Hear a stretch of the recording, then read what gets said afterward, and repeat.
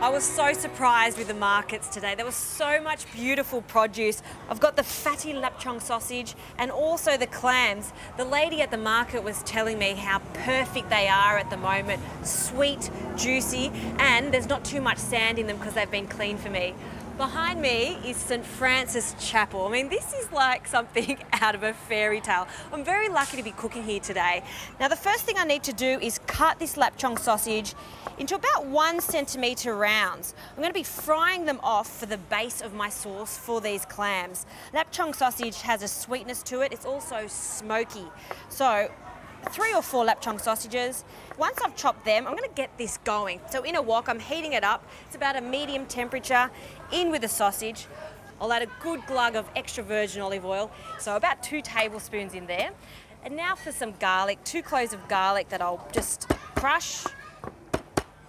And then I'll roughly slice the garlic. Now this dish has been adapted by the very classic Portuguese dish that has pork belly and clams. I've had it a few times here in some Portuguese restaurants, absolutely delicious. Now in with our garlic and then some chilli. I've got this long red chilli because I don't want this to be too spicy. So I'll only need about half of this. And now that fat is rendering from the sausage, so I can start to smell the sweetness and the smokiness from it. It's so delicious. Now I'll give that a quick toss.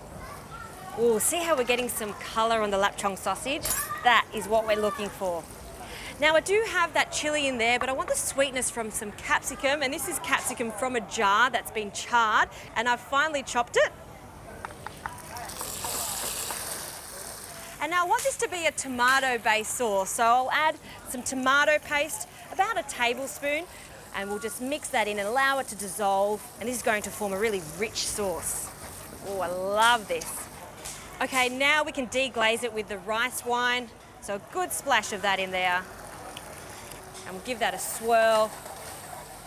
Now to balance the flavours in here, I'll add some sugar, just caster sugar, a pinch of that, and some white pepper. Okay, next we're going to add our clams. So about 500 grams of clams can go in. You want the heat to be turned up at this stage. We'll give them a good toss. Wow, look at those colours. That looks so inviting. And now the lid goes on. And we're going to cook this for about 3 minutes. It really depends on when the clams open up. So once they start to open up, you know they're nearly cooked. While they're cooking, I'm just going to prepare some of the garnishes, which is some ginger and some spring onions.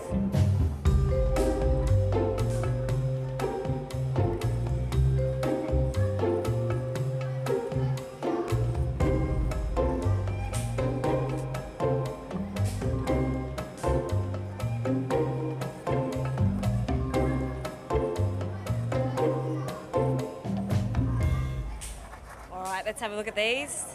Dun, dun, dun. That's what I'm looking for. All of those clams have opened up and they're filled with those delicious juices from the rice wine and the lapchong.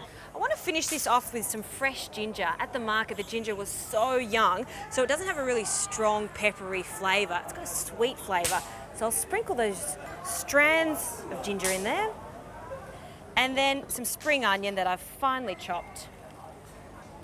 Give it another toss. Perfect. The heat can go off. And now to plate up, this is all about generosity. So we want to pile these clams in a large bowl. And see how there's so much liquid. It's a sauce, but it's almost like a soup. So you want to serve this with a spoon also. That looks pretty good. I'm going to serve this with some bread. I found these sweet bread rolls. You need bread with this, or some rice, but these sweet bread rolls are so good when you just dip it into that broth. So good. Sweet, salty.